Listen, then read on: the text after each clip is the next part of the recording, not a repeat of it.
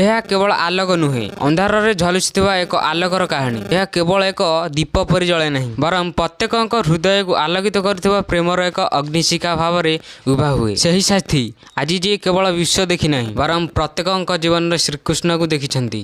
बाणी रे पहाड़र मधुरता अच्छी एवं तांकर आखिरे अपार करुणा अच्छी। हसर से जादुकरी आकर्षण अच्छी जहाँ मन को सीधा वृंदावन नहीं जाए। आमे भक्त तांकर उपस्थिति एपरि जे आमे एहा प्रति आकर्षित अनुभव करू। एपरि मन हुए जेपरि समग्र ब्रह्मांड गोटे मुहूर्त प्रत्येक क्रंदन शुणा आरंभ करे। तांका पाखरे बसी दुखीर दुख भी उभे जाए, अहंकारीर अहंकार भी भांगी जाए, हजि जाइथिबा आत्मा को तार प्रश्नर उत्तर मिले।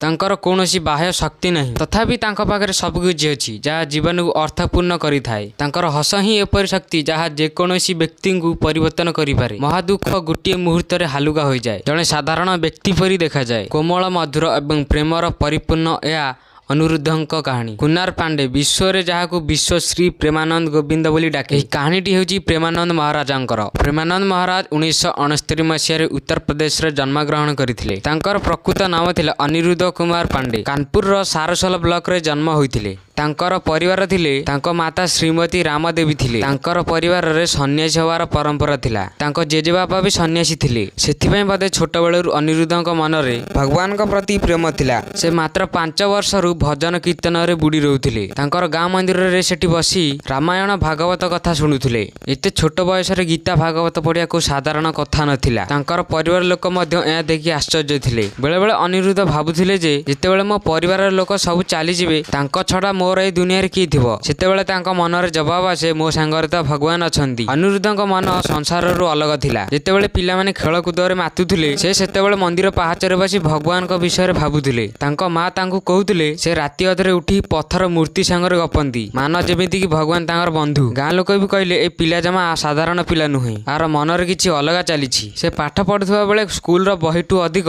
रामायण गीता आडकू आकर्षित होउथिले। गोटे दिन सीए तांको मां को पचारिले, मां मो मन कहूछि कि मु पळै भी जाउछि भगवान को खोजिबाकू। तांको मां तांको कहिले एमिति भगवान को बाहर खोजिले कुआडे मिलिबे, तू जा किछि समय भजन कर सब किछि ठीक हेइ जिवो। किंतु अनिरुद्धर संकल्प अटल थिला। से तांको मां को कहिले, मां मु सन्यासी होबाकू चाहूछि। दिन राति टाइम रे गाँ रे सब लोक सोई थांती। समय 3:30 रे से काहाकू किछि न कहि घरु पळै आसिले। से निज संगरे किछि भी आनि नथिले, ना टंका आनिथिले ना पैसा आनिथिले। तांको मनर केवल गोटे कथा थिला, भगवान को मु पाइबी। आ एठू तांकर सन्यासी यात्रा आरंभ होइतिला। से प्रथमे जाई वाराणसी रे पहुंचिले। से शहर रे बहुत साधु संत लोक माने बास करुथिले, जोटी गंगा नदीर स्वर आ सबआडे मंदिरर घंटी शब्द बाजुथिला। अनिरुद्ध सेठी सखाळे गंगा नदी रे स्नान करी तेंतुली गछर मूल रे तपस्या करुथिले। आ से जेतेले भिक्ष मागुथिले केवल मात्र 10-15 मिनिट पई। दिने दिने मध्य भिक्षा न मिलिबारु से गंगा नदीर जल पी भगवान को आराधना रे बुड़ी जाउथिले। से कहउथिले मो सांगर जेतेले भगवान अछंती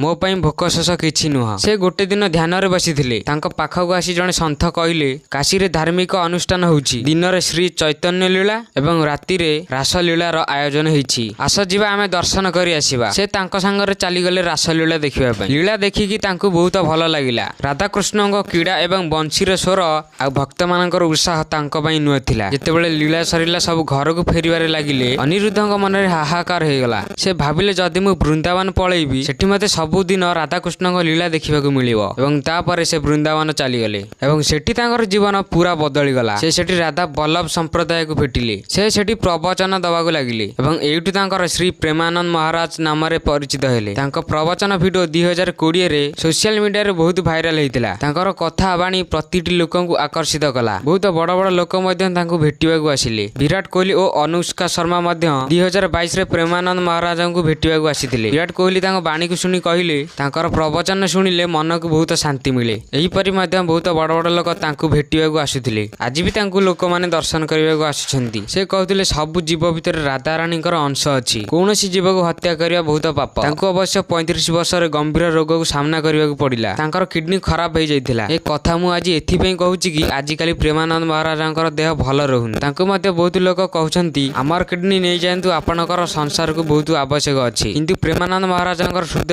କରୁଣା ଓ ତ୍ୟାଗରେ ଭରିଥିଲା। ସେ କହୁଥିଲେ ମୁଁ କାହାକୁ କଷ୍ଟ ଦେଇ ସୁଖ ନେଇପାରିବି ନାହିଁ। ସେ କୁହନ୍ତି ଭଗବାନଙ୍କ ଇଚ୍ଛା ମୋ ପାଇଁ ସବୁକିଛି। ଯେତେବେଳେ ରାଧାକୃଷ୍ଣଙ୍କ ଆଶୀର୍ବାଦ ମୋ ଉପରେ ଅଛି ରୋଗ କଷ୍ଟ ଛୁଇଁ ପାରିବ ନାହିଁ। ତାଙ୍କର ଏ ଭକ୍ତି ଆମକୁ ଶିଖାଏ ଜୀବନର ସବୁ ସୁଖ ଭଗବାନଙ୍କ ସମର୍ପଣରେ ଅଛି। ତାଙ୍କର ଜୀବନରୁ ଆମକୁ ଏଇଆ ଶିକ୍ଷା ମିଳେ ପ୍ରେମ ଓ ଭକ୍ତିରେ ସବୁ ଅସମ୍ଭବ ସମ୍ଭବ ହୋଇପାରେ। ଆମେ ଭଗବାନଙ୍କ ପାଖରେ ଏତିକି ପ୍ରାର୍ଥନା କରିବା ଯେ ପ୍ରେମାନନ୍ଦ ମହାରାଜଙ୍କୁ ଅଧିକ ଆୟୁ ମିଳୁ ଏବଂ ସେ ଏ କଳି ଯୁଗରେ ସତ୍ୟର ପ୍ରଚାର କରନ୍ତୁ। ଆଉ ହଁ, ଆପଣମାନେ ଏଇଭଳିଆ ଭିଡ଼ିଓ ଦେଖିବା ପାଇଁ ଆମ ଚ୍ୟାନେଲକୁ ସବସ୍କ୍ରାଇବ୍ କରି ରଖନ୍ତୁ। ଧନ୍ୟବାଦ।